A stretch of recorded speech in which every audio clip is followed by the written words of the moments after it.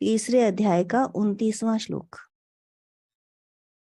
भगवान बता रहे हैं अर्जुन को, प्रकृते गुण सम्मूढ़ा सज्जन्ते गुण कर्मसु तान कृष्ण विदो मंदान कृष्ण विन्न विचालयेत।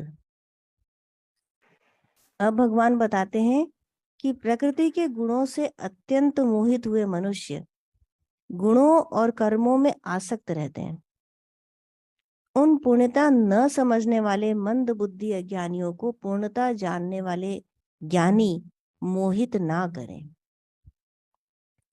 क्योंकि यदि ज्ञानी व्यक्ति कहता है किसी अज्ञानी को कि तुम करता नहीं, तुम कर्ता भाव से ऊपर आ जाओ, तुम कर्म करने का तुम्हें अधिकार भी नहीं, तुम तत्व को समझो, कर्म ही बंधन का कारण है, तो उसे क्या लगेगा कि हमें कर्म ही नहीं करने चाहिए। वो उस तपस्वी ज्ञानी या संत या योगी को देखेगा जो संसार से बाहर रह रहा है। हो सकता है किसी गुफा में बैठा हो, किसी पहाड़ के ऊपर हो, या किसी पेड़ के नीचे कमंडल लेके, तो उसे लगेगा कि यही करना उचित है और वो यही करेगा और पथ भ्रष्ट हो जाएगा। क्योंकि अभी उसकी वो स्थिति नहीं आई कि वो कर्मों से ऊपर चला जाए। उसकी क्या स्थिति है कि कर्म करते हुए, इसको स्लो प्रोसेस कहते हैं, but this is the way, this should be done, कि धीरे धीरे करते हुए पहले ज्ञान को समझे, बात को समझे, उचित कर्म करने के महत्व को समझे। और जब वो उचित कर्म करने लगेगा, करणीय कर्म को करने लगेगा, तो धीरे धीरे उसकी भावनाओं की, उसके हृदय की शुद्धि होने लगेगी। और इस शुद्धि के भाव से उसके अंदर ब्रह्म चेतना जागृत होने लगेगी। अब उसे जिज्ञासा होने लगेगी कि उसे क्या करना चाहिए, क्या नहीं करना चाहिए। और तब उचित अनुचित का चुनाव करते हुए वो धीरे धीरे आगे बढ़ेगा। तो यदि प्रारंभ में ही उसे कह दिया कि तुम्हें कर्म ही नहीं करना है, तो फिर कैसे ऊपर पहुंचेगा? उसके तो और पतन हो जाएगा। क्योंकि एक व्यक्ति जिसको अभी भगवान क्या है उसका ज्ञान नहीं है, तो वो रज गुण के द्वारा आगे बढ़ता है। देखिए, न कर्म करने वाले से कर्म करने वाला अधिक श्रेष्ठ है, ये भगवत गीता ने कहा। तो उसने मनुष्य को कर्म में लगाया, भगवत गीता ने, कि तुम कर्म करो, तुम्हें जो ठीक लगता है वो कर्म करो। तो अब जनरल लोग जो होते हैं, 90% लोग किस श्रेणी में आते हैं कि रजगुण से संपन्न होते हैं। अभी द्वापर युग चल रहा है, हमारे योग के अनुसार, योग शास्त्र के अनुसार द्वापर युग चल रहा है। द्वापर युग युग है एनर्जी का, रजगुण का युग है। आप सब तरफ देखिए क्या हो रहा है, एक दूसरे को पछाड़ने की चेष्टा। इससे मैं आगे निकल जाऊं, मैं अधिक धनवान बन जाऊं, मैं अधिक बुद्धिमान बन जाऊं, मेरे पास अधिक टैलेंट हो, मेरा परिवार अधिक उन्नत हो। फिर अपने से ऊपर निकलता है तो मेरी कंट्री अधिक आगे हो रही, कहीं भी आगे निकलना है दूसरे से, ये रजगुण के अंदर आता है। लेकिन रजगुण तम गुण से बेटर है।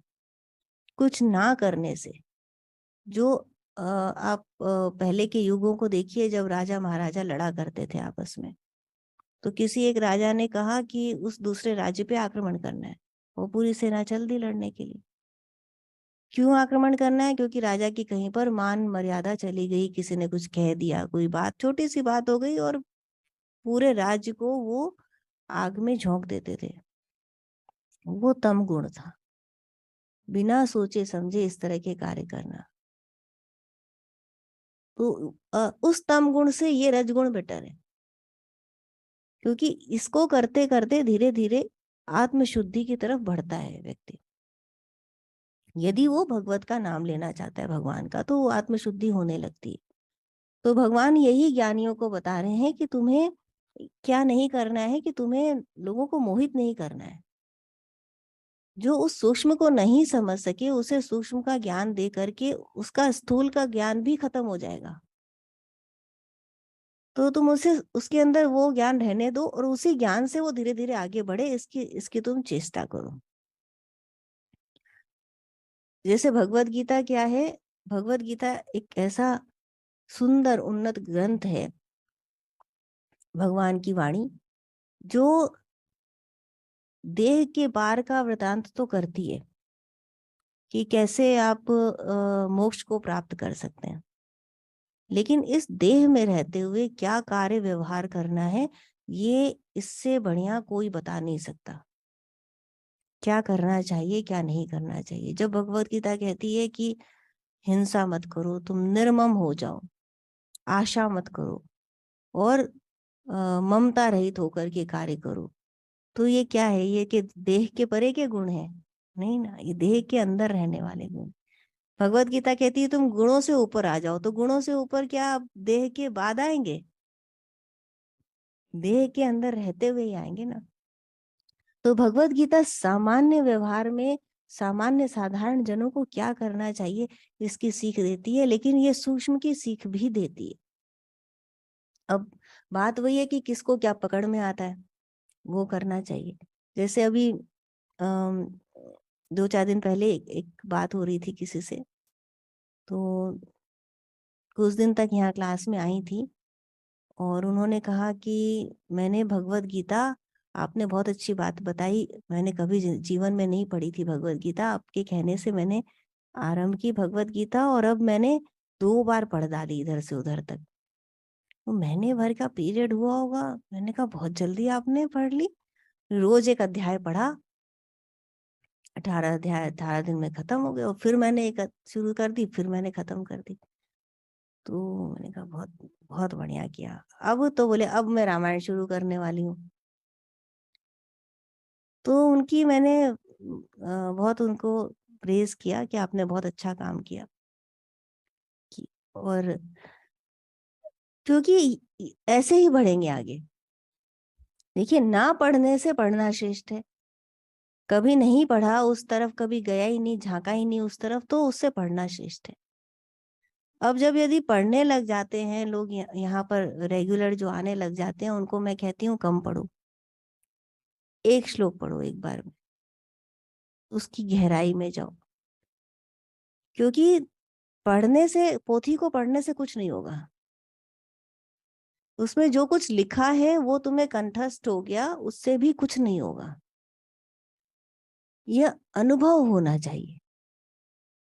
जो भगवान ने कहा है उस बातों को आपने वैसा का वैसा कह दिया, उससे क्या क्या प्रभाव पड़ा?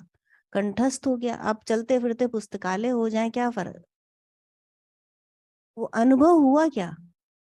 जो उसमें लिखी है उसकी वो एक बात भी यदि आपको अनुभव हुई, तो आपका शीघ्र ही कल्याण होने वाला है।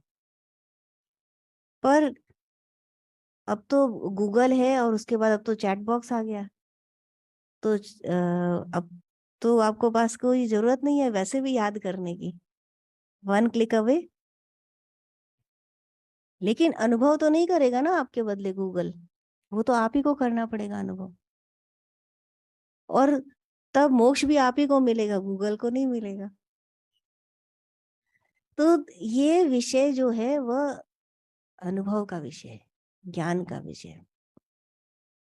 तो इसी प्रकार धीरे धीरे आगे बढ़ते हैं। जो जिसको अभी ज्ञान नहीं है वो धीरे धीरे आगे बढ़ते हैं। तो उनको उनके पथ से हमें भ्रष्ट नहीं करना है, रोकना नहीं है उनको। अच्छा काम करा, कभी नहीं पढ़ा था, अब पढ़ा, बहुत अच्छी बात है, आप पढ़ते रहिए। जब अब नेक्स्ट स्टेप आएगा, तब वो स्वयं आकर के पूछेंगे अब क्या करना है, तब उनको नेक्स्ट स्टेप बताया जाएगा, ये करना है। तो ज्ञानी और अज्ञानी में यही भगवान ने फर्क बताया कि, और बताया कि ज्ञानी के लिए कि आपको किस तरह से आचार व्यवहार करना है,